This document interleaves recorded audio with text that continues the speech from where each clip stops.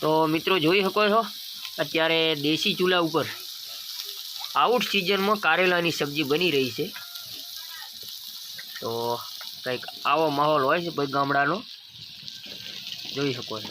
દેશી ચૂલો, દેશી સબ્જી, આને કહેવાય દેશી જીવન।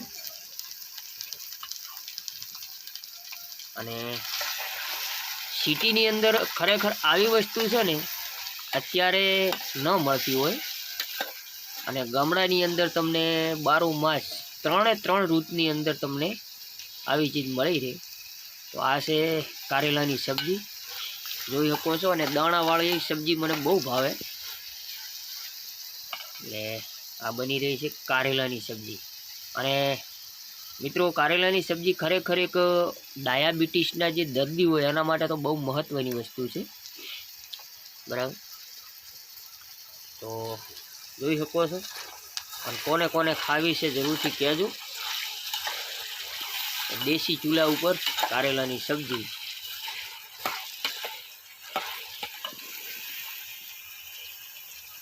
જ્યારે બનીને તૈયાર થાય એટલે હું બતાવું તમને આના વિડીયોના ભાગમાં, બન્યા રહેજો। અને હવે અંદર નમક આવે છે, તમામ વસ્તુ હજુ નાખવાની છે, નમક હોય, મરચું હોય, બન્યા રહો વિડીયોમાં। તો અત્યારે શિયાળાની ઋતુમાં કોને કોને સબ્જી ખાવી છે કહેતા રહેજો, બરાબર।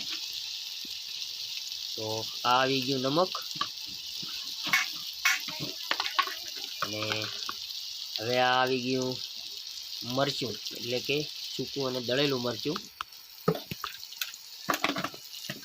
જોઈ શકો છો। અને હવે આવે છે હળદર, એટલે કે હલ્દી, જોઈ શકો છો। તો અને હવે આ મિત્રો દળેલો મસાલો, જે ધાણા જીરું એ બધું મિક્સમાં રાખતા હોય ને આવી વસ્તુ, તો આ આવી ગયો આપણો બધો મસાલો। હવે આ તારે બનીને તૈયાર થશે ને ત્યારે તો તમને એમ ખરેખર લાગશે કે હા,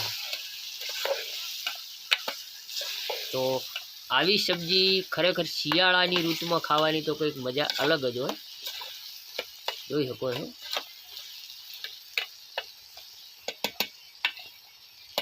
અને અત્યારથી જ, હજુ તો બન્યા પહેલાં તમે જોઈ લો કેવું લાગે, એમ ખરેખર આપણને એમ જ થાય કે હા હા ખાધા જેવી વસ્તુ આ છે। તો એને પહેલાં તો તેલમાં શેકી નાખવામાં આવે, અને પાછળથી જે કંઈ વસ્તુ એડ કરી એ હું તમને બતાવીશ।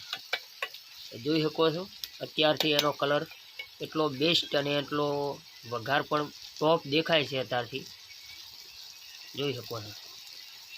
હા, તો કોમેન્ટ કરતા રહેજો આ ઋતુમાં કારેલાની સબ્જી કેટલા લોકોને ખાવી ગમે। અને ચલો મિત્રો, બની રહ્યા પછી પણ આ જ રીતે હશે, એટલે આપણે લાંબો વિડીયો નથી હવે લાંબે તાણવું, એટલે હવે જોવામાં તમે કંટાળી જશો।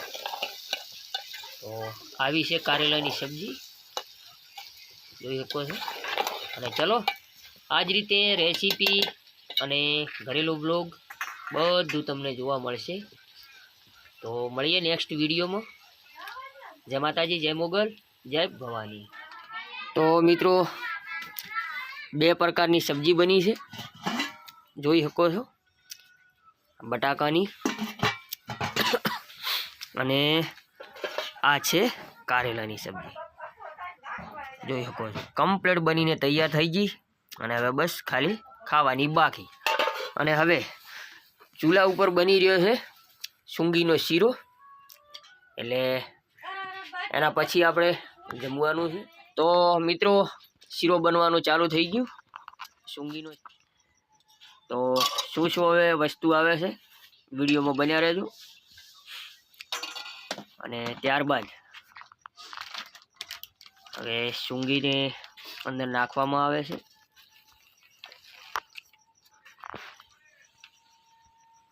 જોઈ શકો છો।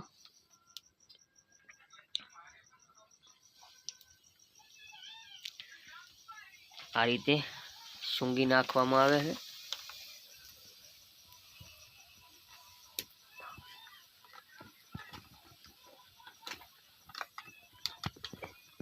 તો મિત્રો આ છે ગામડાનું દેશી જીવન. ખરેખર જે ગામડેથી લોકો જોતા હશે એમને તો ખરેખર બધી માહિતી જ હશે, પણ સિટીના જે રહેવાસી લોકો છે તો સૂંગી બસ શેકાઈને હવે તૈયાર થવાની ઘણી વાર નથી. અને આજ દિવસ સુધી આપણે રેસીપીના કોઈ વિડીયો નથી બતાવ્યા. આજે પહેલી વાર તમને રેસીપીનો વિડીયો બતાવું છું. અને મારા રેસીપી બનાવનાર જોઈ શકો છો તો બધી રેસીપી બનાવી રહ્યા છે. અને રહેવાનું પણ દેશી સાપરું જ છે, હાઈફાઈ મકાન પણ નથી. અને આ છે દેશી રેસીપી.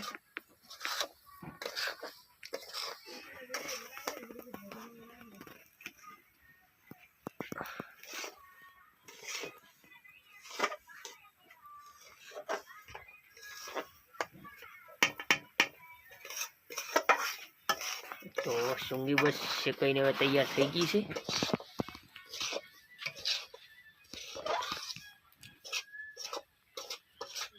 તો મિત્રો હવે આની અંદર ગરમ પાણી નાખવામાં આવશે, જે આર્યું જોઈ શકો છો.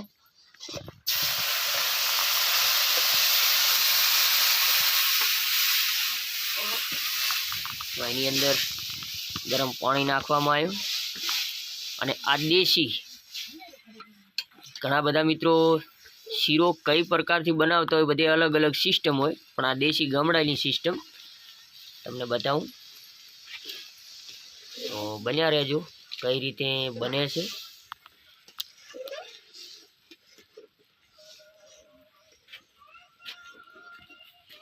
અને ખાસ કરીને હવે આની અંદર કહેવાય છે ને કે જેને મીઠું બનાવવા માટે, મીઠાશ માટે એની અંદર ખાંડ નાખવામાં આવશે.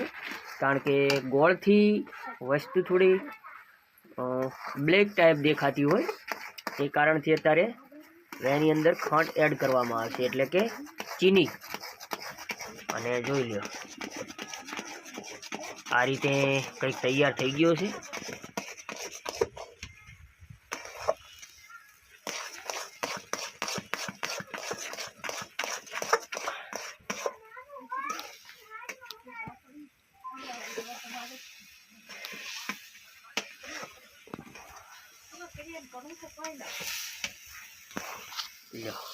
તો હવે એની અંદર ખાંડ એડ કરવામાં આવશે, જોઈ શકો છો, મીઠું બનાવવા માટે. અને થોડો દેશી ચૂલો છે એટલે ધમાડાનો પ્રોબ્લેમ છે, એટલે વિડીયોમાં થોડો એડજસ્ટ કરી લેજો. આ રીતે ખાંડ નાખવામાં આવી. તો આવું દેશી ભોજન અને દેશી શીરો બનાવવું એકદમ ઇઝી. તો ગમે તે પણ બનાવી શકે છે આ વિડીયો જોઈને. તો જોઈ શકો છો અત્યારથી દેખાવમાં પણ એટલો બેસ્ટ દેખાય છે, બરોબર.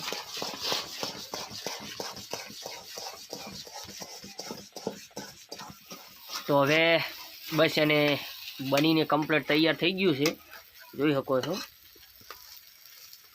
અને હવે આપણે નેચું ઉતારવાનું છે, જોઈ શકો છો. આ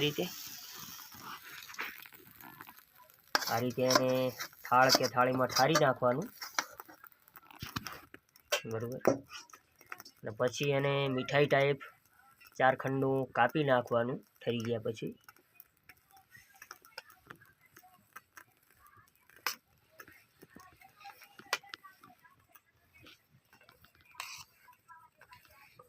તો આ રીતે બનીને આપણી રેસીપી તૈયાર થઈ ગઈ, બરાબર.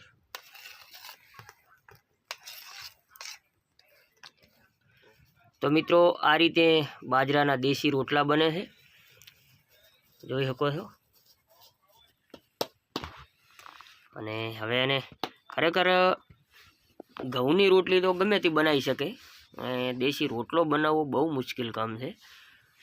આ બધી કોઈ બાઈ માણસ જ કરી શકે. અને કદાચ બીજા કોઈ મારા જેવા વાંઢા હોય કરી શકે. આ રીતે રોટલો બનીને તૈયાર થાય રહ્યો, જોઈ શકો છો. તો આ રીતે રોટલો બન્યા છે, જોઈ શકો છો. અને ખરેખર જેટલો મોટો તવો એટલો મોટો રોટલો બનાવવો એટલે બહુ મુશ્કેલ કામ છે. અને અમુક હોટલોની અંદર મોસાળીમાં એવું કરતી હોય, બરાબર, પણ આમ બહુ મુશ્કેલ કામ છે એમ. આ છે દેશી ભોજન, આ રીતે તૈયાર થશે. તો બન્યા રહો વિડીયોમાં, પૂરી પ્રોસેસ આજે બતાવવાની છે. તો મિત્રો જોઈ શકો છો, શીરો બનીને તૈયાર થઈ ગયો. અને આ આપણી કારેલાની સબ્જી, અને હવે આ આવશે બટાકાની સબ્જી, જોઈ શકો છો, બટાકાની સબ્જી.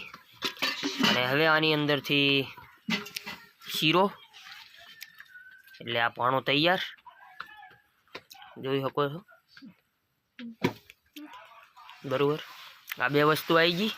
અને આ આવી ગયો આપણે બાજરીનો રોટલો. અને હવે આવશે આ પાલામાં દૂધ. તો